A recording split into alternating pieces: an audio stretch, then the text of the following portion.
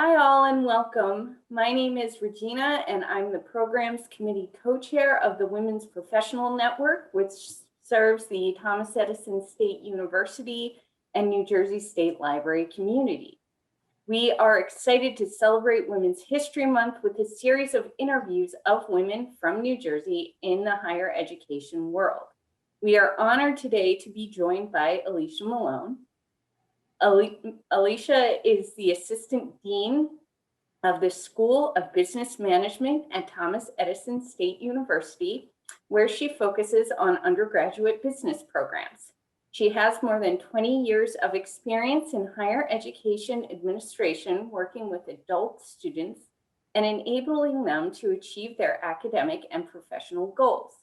Prior to her appointment as Assistant Dean, she held leadership positions in the university's registrar, admissions, and academic advising offices.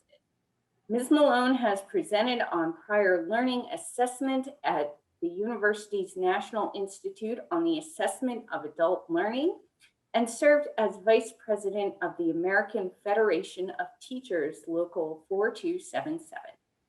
She currently serves on key academic committees within the university.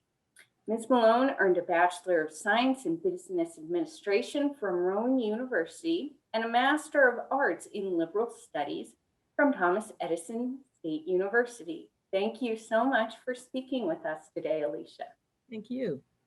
You're welcome. So to start, could you please tell us about your educational background and what inspired you to pursue your master's degree?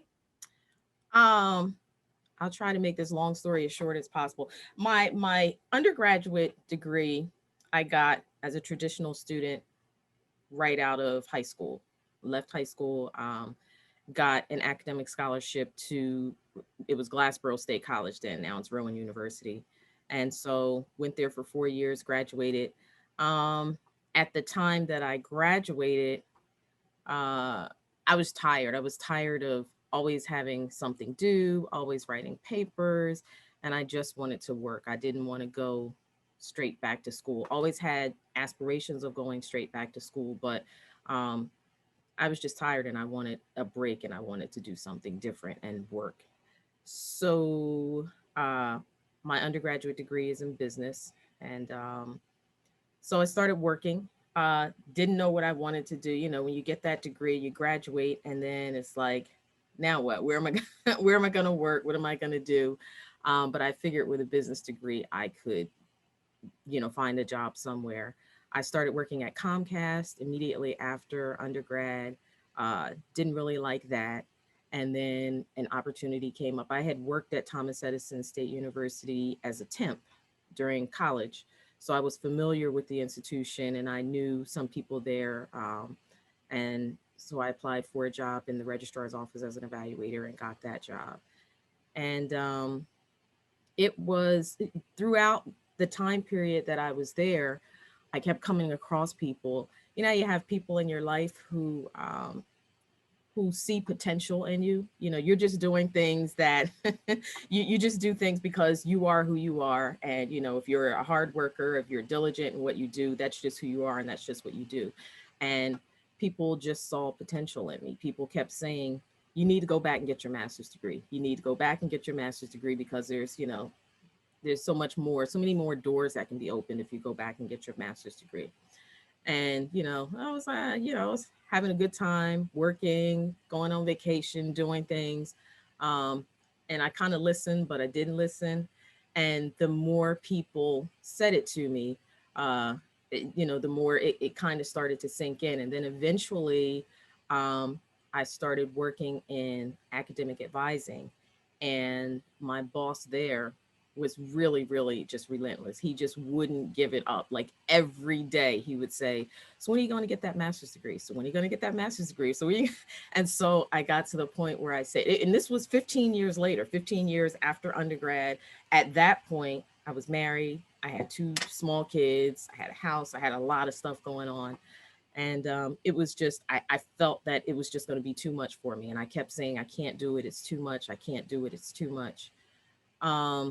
And so I saw that he wasn't going to give up. He really thought, he saw it in me that you need to get this degree because you have more to offer, but you need that credential to be able to move forward.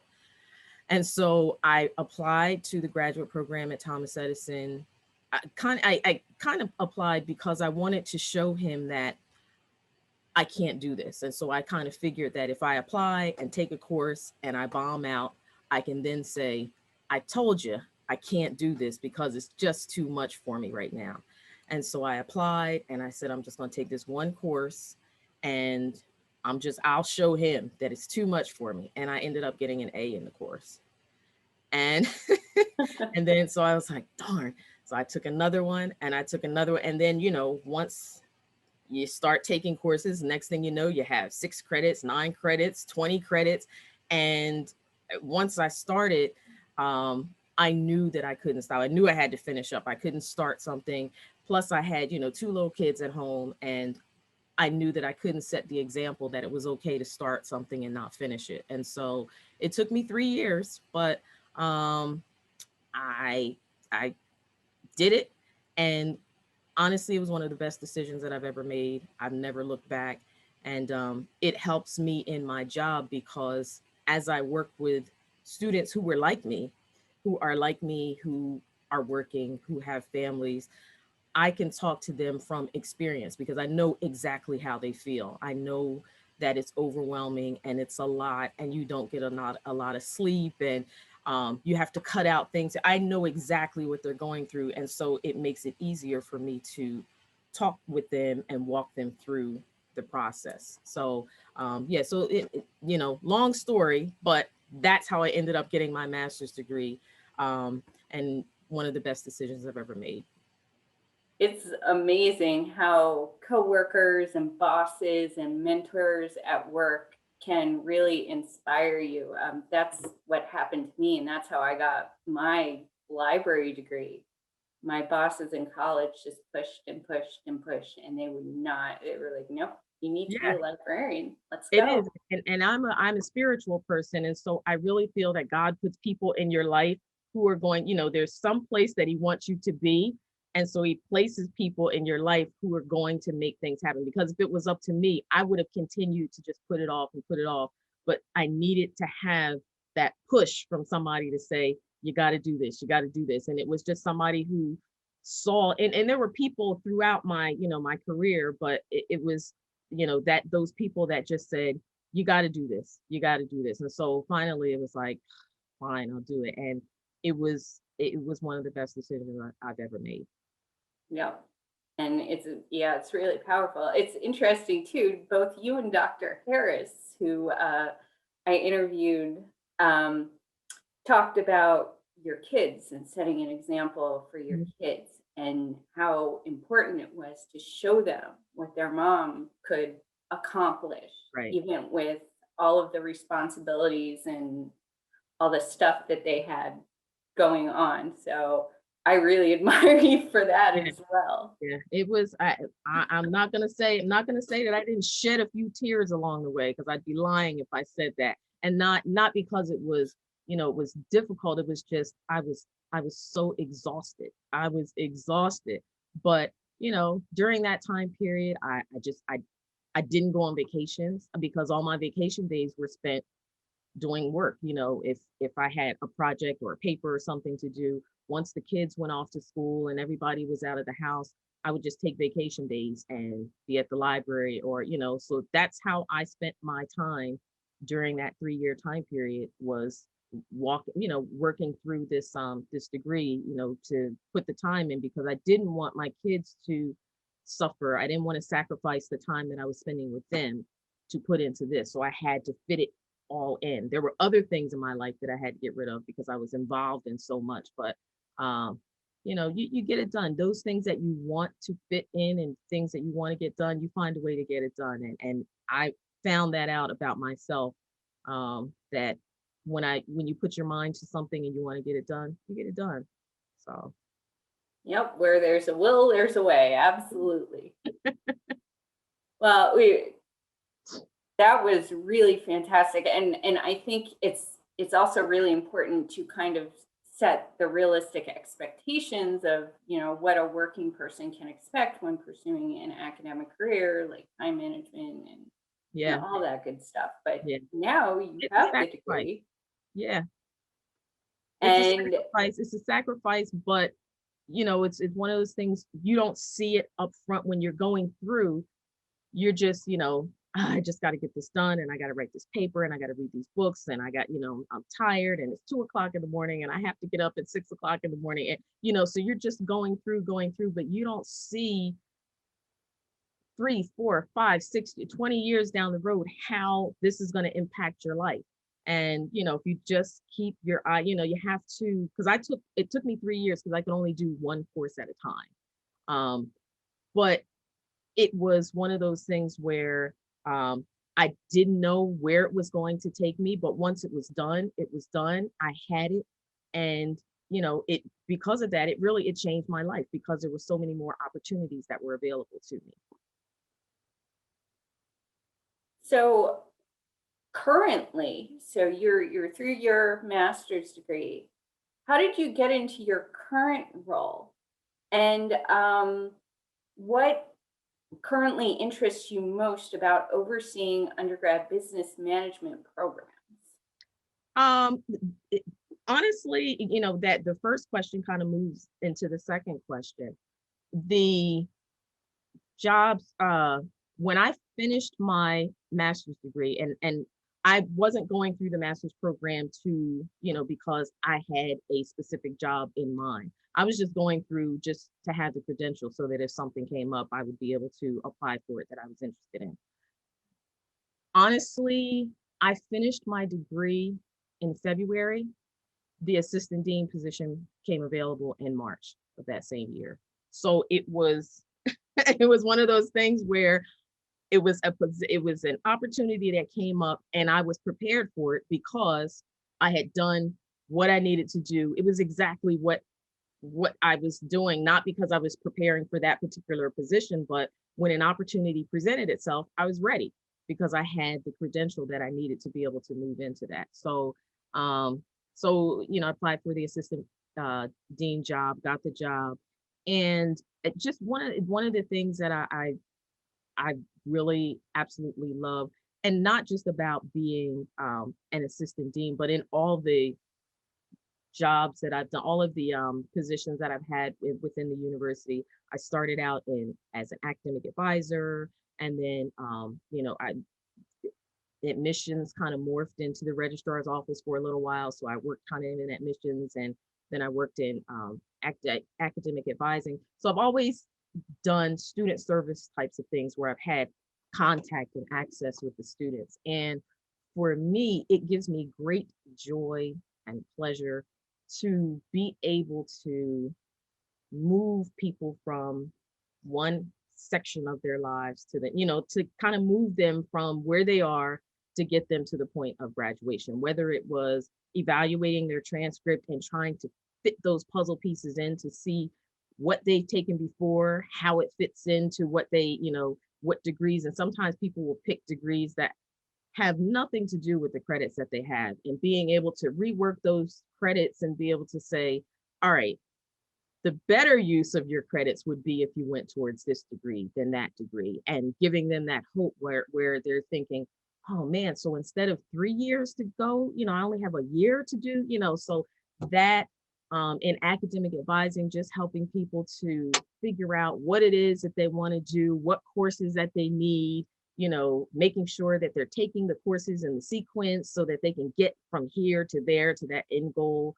And then just being in the dean's office of being able to assist people with their academic problems, any because on this end, I'm dealing with, once people start getting into trouble or they just need a higher level of assistance, I'm able to provide that assistance that they need to give them that assurance, because a lot of times people are at the point where they start giving up, like, I don't know if I'm going to be able to do this. And I can say, yes, you can. Let's take a step back. Let's just do this in little chunks at a time. This is how we're going to plan this out, and this is how it's going to work for you. you may need to do some things on your end to make sure that you have the time and, that you can focus. And sometimes that may mean telling a student, why don't you take a semester or two off and come back and regroup, because people have a lot of things going on in their lives, a lot of things. And so a lot of times they have so much going on in their lives, and then they're trying to fit school in and they're failing and they feel defeated. And it's like, if mom is sick and you need to concentrate on mom right now, pull back, take a couple semesters off, get things at home okay so that you can actually focus, because we're not here to just take your money. We want you to succeed. Our job here is for you to succeed, for you to get to that end goal of your degree so that you can either move on to a higher level degree, or in your professional life, you can move forward and do things, do more, you can make more, and you can be more fulfilled because you now have this credential that will propel you a little bit, further than where you are. So, just having those types of conversations where I feel like in whatever small way that it is, I can help students get from point A to point Z, is just what I absolutely love most about my job. That's wonderful. And I'm sure too, it's so valuable that you were a Thomas Edison student, so you Absolutely. know exactly what they're going through Yep. as an adult learner Yeah. as well. And I'm sure that relieves the students too, just to know that the person who's advising them like And I knows. and I can tell, I tell students, because we do webinars at Thomas Edison, the School of Business, where part of my webinar is just telling them my story. I'm telling them, I know, this is not just my job. I've actually lived what you're living, and I know what you're feeling. So you can do this. You can do it. It takes some manipulation, and you got to put some things on the back burner. But if you want to get from point A to point B, it's a small period of time that you're going to have to sacrifice. That's going to give you a lifetime of fulfillment. And so, I know if I can do it, because I really didn't think when I started out thinking, I can't do this. I'm going to take this one course to show that I can't do this and prove to this person who's pushing me that I can't do it. And when I saw that I had more than what I thought that I had to give, I had more energy, I had more just oomph inside of me to do what I really didn't think that I could do. And I'm like, you have, you're equipped with more than you think you are. And you don't know until you actually put yourself in that situation to see what you can do. And once you get in and you see that all I have to do is read these books, and I'm not going to say that it was easy. My first assignment, because I was rusty when I first started, and I know it's scary when you've been out of school for a long time. My first assignment was red inked to the bone, but because I was rusty in my writing and my skills, and I didn't want to go into this thing and fail. But you take that, and that's, the great thing about our mentors. I took that red inked paper and, okay, so this is what I did this time. So the next time, because he red inked it and wrote all over it and said, nope, this is wrong, this is wrong, this is wrong, this is wrong. This is how you should have said this. This is how you should have. So you take that, you take the criticism as constructive, and you use that to move through the program. And the more you write, the more you read, the more you learn the critical thinking and how you're supposed to analyze and put things together. The more you do it, the easier it gets. So you can't be defeated from the beginning. So I know exactly how our students feel. And I enjoy just sharing a piece of me with them so that they feel like, okay, well, maybe I can do this. Maybe I do have. I just want to give them that little piece of hope that you can do it. Just try it. Just try. Don't overwhelm yourself. Don't take 5 courses and you're killing yourself. Just take one step at a time. So That's wonderful. And I mean, it sounds like, you're a huge asset and help to your students. Do you find yourself often kind of acting as a bridge between students and like their professors, or is it more just like kind of overall Absolutely. program design? No, whenever I if I see whenever I see a student that needs assistance somewhere, whether it's between student and mentor, whether it's between student and administration, if there is something that I can do because I have a relationship with the mentor, I have, relationships within the university with administration, I am constantly liaising between myself and the student to try to make things work. So if there's something that they're having a problem with and I need to speak with someone in the registrar's office that I have a relationship with, they don't, I will say, let me look out, let me see if I can find this for you. And I will talk to someone, in the registrar's office or in the financial aid office to say, hey, this is what this student's issue is. Is there anything that we can do? What advice do you think that, because a lot of times the student, they have no idea a lot of times when they're complaining or they send in some type of uh whatever it is that they're going through issue, they don't even know what it is that they're asking. They're just so frustrated. A lot of times I look through an appeal and at the end, I don't know what they're asking. And I'll reach out and say, okay, I hear that you're frustrated, but what is it that you're looking? Are you looking for a grade change? Do you want, is the mentor, is there a problem with the mentor? Is there a problem with your financial? Because all that they've written is all their frustrations, but they don't say what it is that they want. So, my job is to get to the root of it and try to smooth things out. I want to alleviate as much anxiety as possible so that their experience with us is as fruitful as it can possibly be. It's going to be, it's rough because you have to do the work. But if I can do anything on my end to alleviate your stress level so that you can go through, as smoothly as possible, I'm going to do whatever I can in my power to make that happen because I've been there and I know how it is when you're looking for something and you need help and you just keep coming up against roadblocks. And so, I try to do what I can to make that smooth for the students. That's wonderful. And it sounds like really interesting and powerful work too. Very much so. Very much so. No 2 days are the same because, every student has different issues. So, so it keeps it fresh. Absolutely. So, in addition to your role at Thomas Edison State University, you're also involved in Alpha Kappa Alpha, which is the oldest Black sorority in the US. Could you tell us about how you became interested in joining the organization and what you found beneficial about being a member?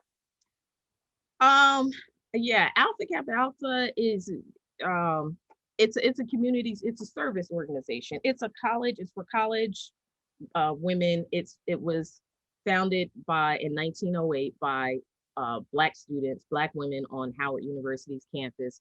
Um, but it's not exclusive to African American women. Anyone can join. But it started out then, and it's a service-based organization. Our motto is community service to all mankind, providing service to all mankind, and that's what we've been doing since 1908. So we've been around for 113 years, and it was an organization that was founded, back in 1908, where one, there weren't many Black people who were in college, and there certainly weren't many Black women who were in college. So they were considered the elite because they had, the opportunity to go to college and have professions, whereas most Black women back then were domestic workers and weren't professional women. So these organizations were formed to kind of help the next generation. You don't just sit on your laurels and say, well, I got mine, so I'm just going to move forward and I'm going to be a professional. Part of your job is to reach back and pull others up. And so that's part of what they started, and what they were doing is to reach out to the community and do what they could within the community to pull others up. And we've been doing that for 113 years. I just finished a 4-year stint as president of the Trenton chapter. And so we've been serving Mercer County and Greater Trenton for 52 years. For 70 years. We were chartered in Trenton in 1952. So for almost 70 years, we've been providing service to the community within Trenton. And so it was a great honor to serve as president for the past 4 years. So yeah, so we just continue to provide service to the community, to mentor young people because we want them to, it's a lot of first generation African American students who have not gone to college, and we want them to, to see through an organization, that there can be a sisterhood um, within college, but then there's also a component of, lifelong servant to the community. So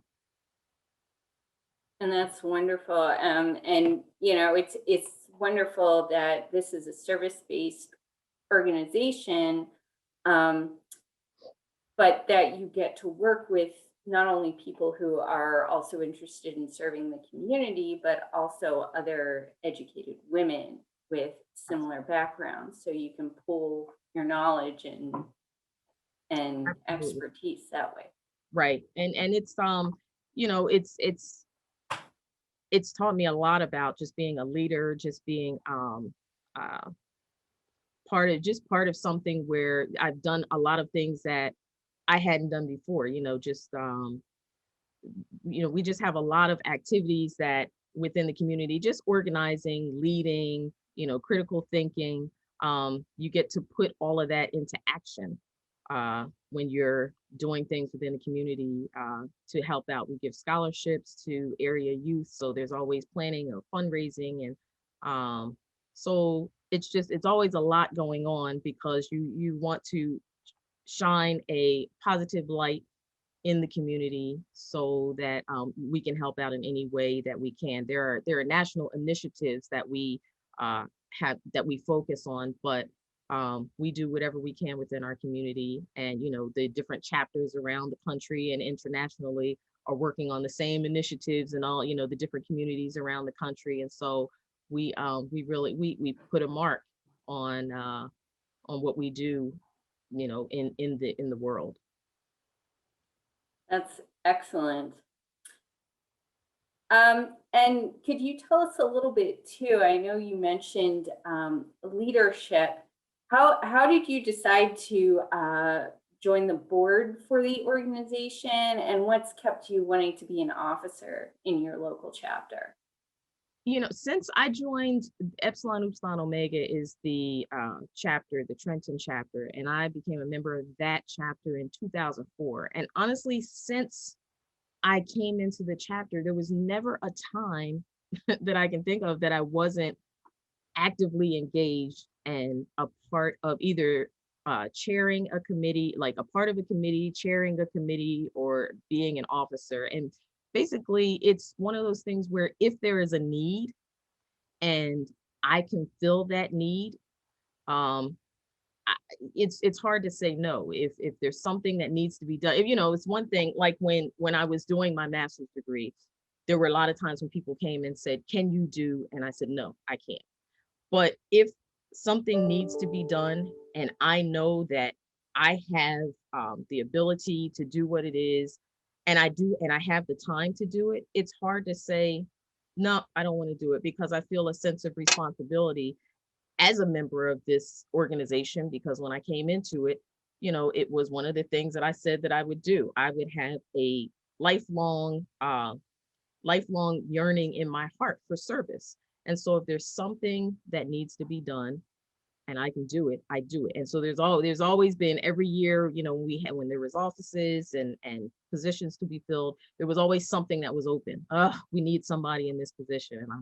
And I, you kind of sit there with your head down and they'd say, "Alicia, are you, you know, all right, I'll do it." And even if it was something I had never done before, you learn, you go, you jump in, you learn it, and you're better for it after it's over. So I've always been actively involved. And so even as I stepped down as president, I'm now the recording secretary because we needed someone in that position. And so I took on that role. So I will continue to serve as long as I am able to. And it gives me pleasure in doing that. And my kids also now, because that's what they've seen me doing throughout their life, they also give back and they do things, to serve the community. So because there's a lot to be done in the community. And so any little piece that you can put in and insert yourself to help somebody, even if it's just one person, I think is well worth it. Wonderful. And just to close us out, do you have any advice for someone who's interested in pursuing a higher education degree in the business field? Well, I'm biased because, you know, I work in the School of Business and I have a business degree. Um, so I I think personally that you can never ever go wrong with a business degree. Because in no matter what industry you're in, no matter what it is, whether you're in a Fortune 500 company, whether you're in a nonprofit organization, whether you're in, no matter what you're in, you're always going to meet people who know how to manage and supervise and plan and lead and direct and have, you know, be able to look at a budget and be, you're going to need people with those types of skills, no matter what you're in. And so business, just the basic foundational curriculum, you know, is you know, you have some accounting, you have some finance, you have some management, you have some marketing, you have some, you know, law, you have some quantitative, you know, background statistics where you can look at statistical data and do some analysis and critical think. That's just part of the basic business core for anybody who's going for a business degree, no matter what you're majoring in. And so if you have that basic foundation, even if you're not an expert in any of that area, if you have the basic foundation and you go into whatever it is, whatever field that you're in, and you need to market a product, you have the basics to be able to say, this is what I've learned in school. Or if somebody has some numbers or a budget or that they need, you know, somebody to look at it, you might not be able to delve deeply into it, but you have the basics to be able to do that. If you know, people, you're always going to be, you know, every organization has human resources, so you're always going to be working with people. You will have the basics in management, principles of management and managing people and working with people in organizations and you know, ethically thinking and, you know, just the basics that every organization needs somebody who can do it. You're always in a position where you can plug in anywhere. And so I think that a business degree just gives you just a wealth of overall basic foundation. And not to say that you can't learn that in a different type of degree, because, you know, the bottom line is getting the degree. But as far as business, when you come out of that program, foundationally, you're set where you can kind of hit the ground running no matter where you start. That's wonderful. And thank you so much for telling us more about your work. I'm very surprised about what I learned today about what you did, because I thought that the work you did would be a lot different than what you described. So I learned a lot today. And thank you as well for telling us about your community work, your leadership experience, and your experience getting a degree as an adult with a family and all of that, and how realistically that worked for someone in just having basic everyday responsibilities Yeah, and getting a master's degree on top of it. yeah, yeah. It's, you know, again,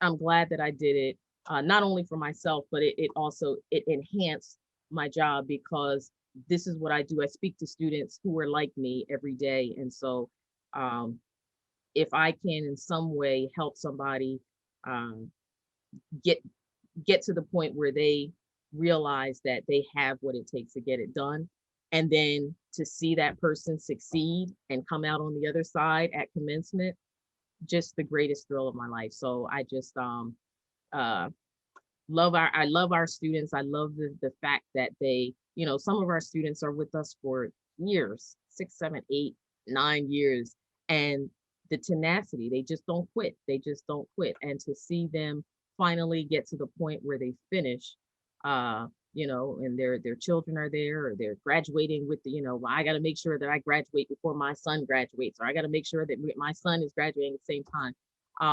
It's a lot. It's a lot more. It's a lot more meaningful because you put so much extra time into it, and so I'm just glad to be a part of that. Wonderful. Well, thank you. Thank you so much for your influence on higher education. We've seen, how powerful it can be to have somebody like you in their corner when you're trying to advance your career. And we're really grateful to you for sharing your expertise. Thank you. Thank you so much for contacting me. I've enjoyed talking to you, and just thank you so much for this opportunity.